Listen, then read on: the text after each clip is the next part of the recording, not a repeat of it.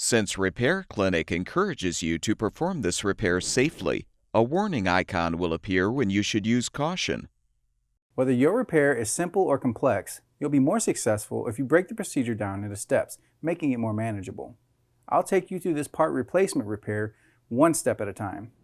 To replace the drain hose clamp on your GE washer, you will need pliers. Remove the drain line from the wall.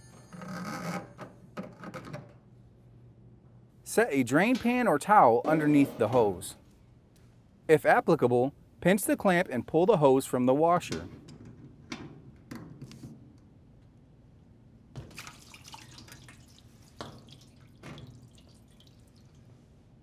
Now remove the clamp. To install the new drain hose clamp, slide the hose in through the clamp.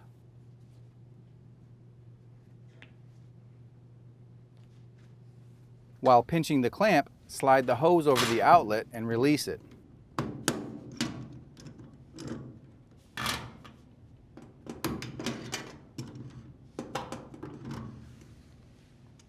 Insert the drain hose back into the wall drain.